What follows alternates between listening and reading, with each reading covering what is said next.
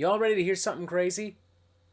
The last band I saw live in concert almost 1 year ago was Cult of Luna. What a horrifying slash fascinating fucking coincidence.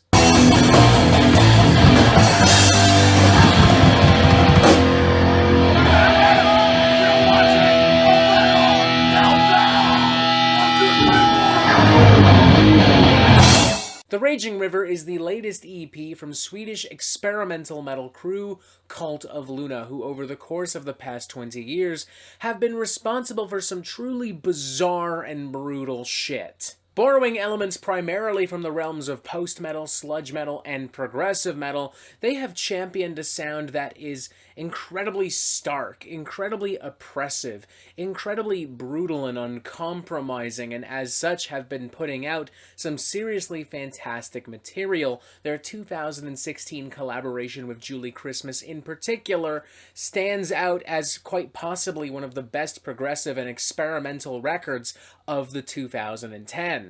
To put it very simply, this is not the kind of music you want to add to your workout playlist. This is not the kind of music you want to have playing at the next family barbecue. This is music you listen to when you fucking lose all goddamn hope and you have nothing else to listen to. If Cult of Luna's sound could ever somehow be molded into a living human being, that living human being would be having a mental fucking breakdown 24/7. It would be begging us to put it out of its fucking misery. One could even argue, considering our collective mental health, considering how isolated we all currently are, The Raging River is kind of a perfect record for these times, as it automatically taps into the highly emotional dystopian despair that we are still all unfortunately feeling in February 2021. A notion that Cult of Luna must have made themselves at some point, because The Raging River is quite possibly their most immediate release to date. But putting that aside, this EP is also very important because it shows Cult of Luna going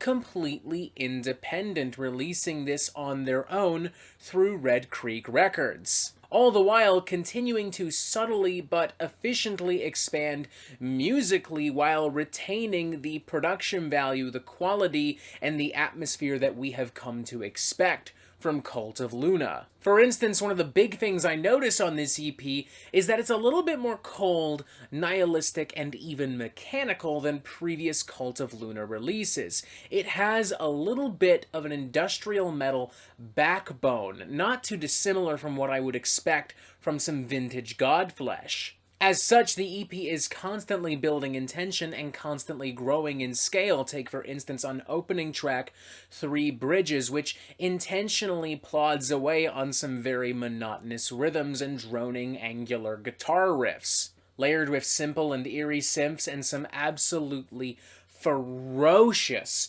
barking vocals.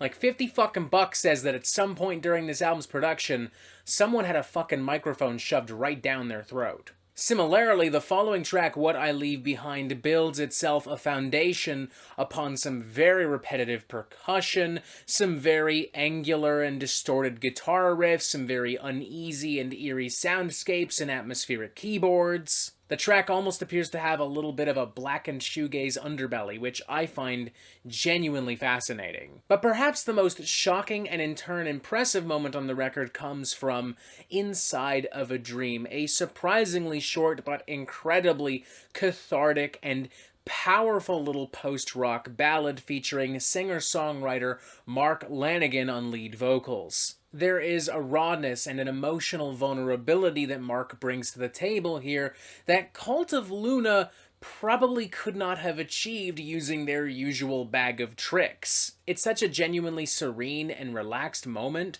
especially in comparison to everything else that happens on the EP, that it almost makes you feel a little bit uncomfortable. You can't help but think to yourself, alright, where's the twist? I know it's coming, so just give it to me. Now, I will admit that after this particular track, my focus began to drift away just a wee bit, not so much because I suddenly wasn't enjoying the music, but simply because there's just a little bit too much fat on the end of this particular sludgy post-progressive metal steak. Wave after wave in particular is way fucking longer than it needs to be. You could fucking easily trim at least 5 minutes off of this thing and lose absolutely nothing. Similarly, I also don't really care for how this track ends and how it, in turn, ends the entire album. I mean, it is constantly building tension, constantly building these very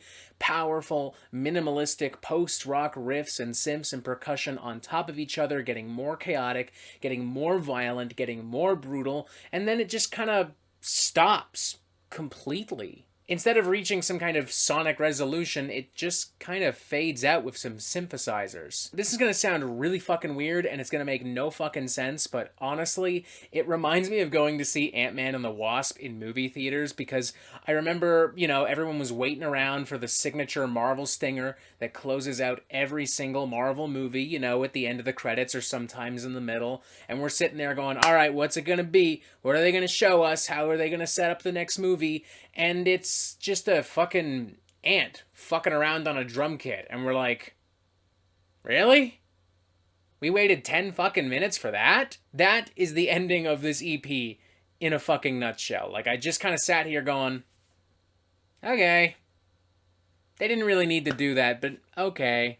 All things considered, though, I would still give this thing a somewhat enthusiastic 3.5 out of 5. I really like the performances on this record. I love the production value. I really like that the band is able to bring in some more subtle influences from shoegaze and industrial metal and like adult contemporary and singer-songwriter music without derailing everything that makes Cult of Luna who they are. I can see some people maybe dismissing Cult of Luna as boring. I mean, the EP is intentionally kind of monotonous and droning, much like most Cult of Luna releases, which would be a shame, but not totally unsurprising and not totally unwarranted to be entirely fair. Like I said in the beginning, this is not music that's going to be added to your workout playlist. This is not music you're going to play at the next family barbecue.